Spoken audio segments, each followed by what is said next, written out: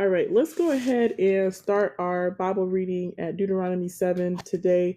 Israel's destruction of idolatrous nation. Now, I don't want you to tune out, okay?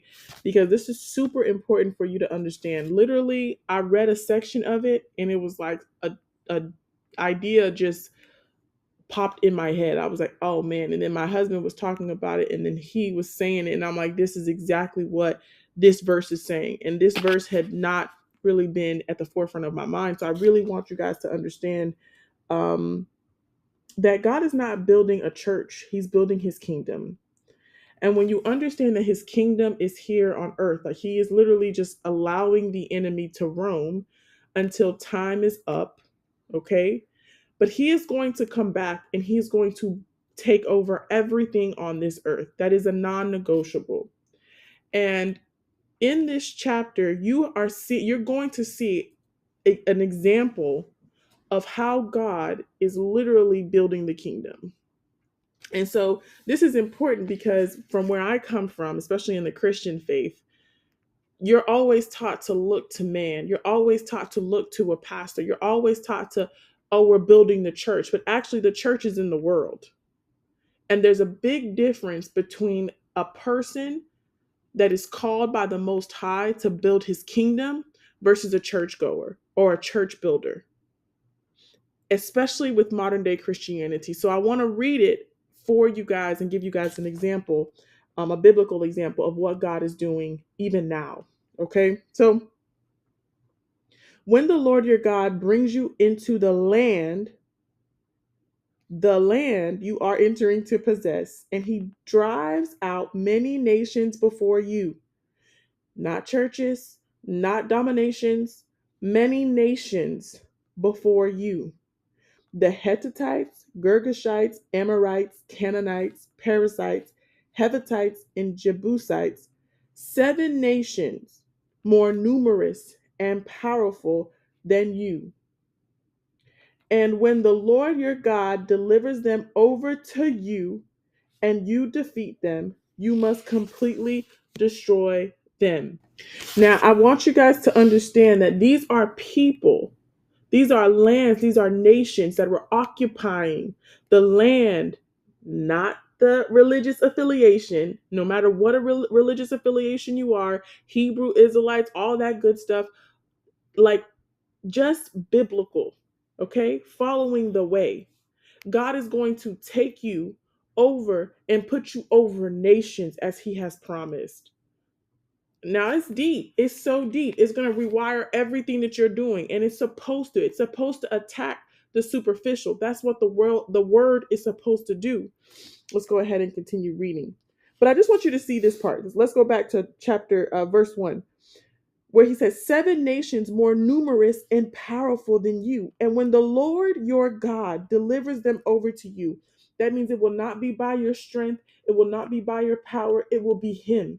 He will deliver them. And you defeat them. You must completely destroy them, make no treaty with them, and show them no mercy. You must not intermarry with them, and you must not give your daughters to their sons, or take their daughters for your sons, because they will turn your sons away from me to worship other gods. Then the Lord's anger will burn against you, and he will swiftly destroy you. Instead, this is what you are to do to them: tear down their altars, smash their sacred pillars, cut down their Asherah poles, and burn their carved images. For you are a holy people, belonging to the Lord your God. Not a pastor, not a preacher, not a religious affiliation. Now let's go back to the word. The Lord your God has chosen you to be his own possession out of all the peoples on the face of the earth. Now I want you guys to think about that. If he's chosen us to be his own people, wouldn't he not put us above everybody else? But because we are so watered down into just worrying about our bills, like every pastor, worrying about our relationships, worrying about all this stuff, when God has nations for us to subdue, because he is building our kingdom When when you have a child and you send them on assignment, you expect them to do that assignment because that is a part of you coming into the world. And that's exactly what the Most High expects from us. But because we've been so watered down into different quote unquote holy experiences, and it has not been from biblical truth and from pastors and or teachers or whatever shepherds that are after their own gain and not after holiness and righteousness, now we're left with confusion, following everybody on YouTube. That's why we read the Bible for what it is, so it can cleanse us and help us understand our true identity as His holy people.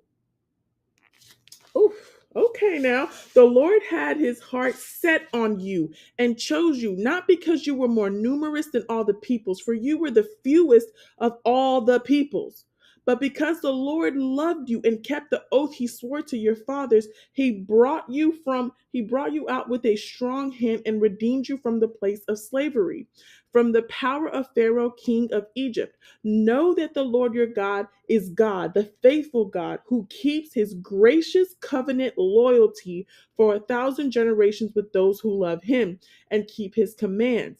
But He directly pays back and destroys those who hate Him. He will not hesitate to pay back directly the one who hates Him. So keep the command, the statutes and ordinances, which is why we are reading from here, that I am giving you to follow today to understand what He wants from us. If you listen to and are careful to keep these ordinances, the Lord your God will keep His covenant loyalty with you as He swore to your fathers.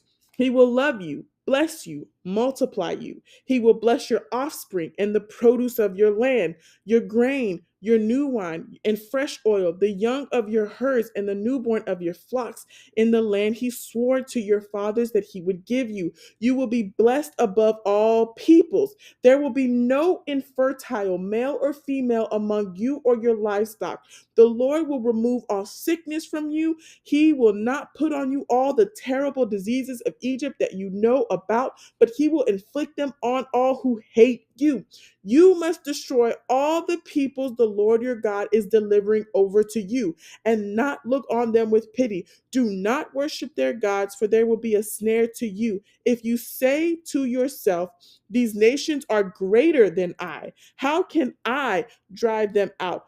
Do not be afraid of them. Be sure to remember what the Lord God, your God, did to Pharaoh and all Egypt, the great trials that you saw, the signs and wonders, the strong hand and outstretched arm by which the Lord your God brought you out. The Lord your God will do the same to all the peoples you fear. The Lord your God will also send hornets against them until all the survivors and those hiding from you perish. Don't be afraid of them, for the Lord your God, a great and awesome God, is among you. Lord your God will drive out these nations before you, little by little. You will not be able to destroy them all at once. Otherwise, the wild animals will become too numerous for you. The Lord your God will give them over to you and throw them into great confusion until they are destroyed. He will hand their kings over to you, and you will wipe out their names under heaven. No one will be able to stand against you. You will annihilate them. Burn up the carved images of their gods. Burn up the carved images of their gods. Don't covet the silver and gold on the images and take it for yourself, or else you will be ensnared by it, for it is detestable to the Lord your God. Do not bring any detestable thing into your house, or you will be set apart for destruction like it. You are to abhor and detest it utterly, because it is set apart for destruction. That is Deuteronomy 7. Everything in this season that is set apart for destruction is going to die. That is why we need to be addicted to our word and not addicted to anyone else or anything else in this planet. Because at every junction, we can see the same thing, the same series repeat itself. So the people that Yah has called are the people that Yah will save. And everything else will be destroyed. Be blessed.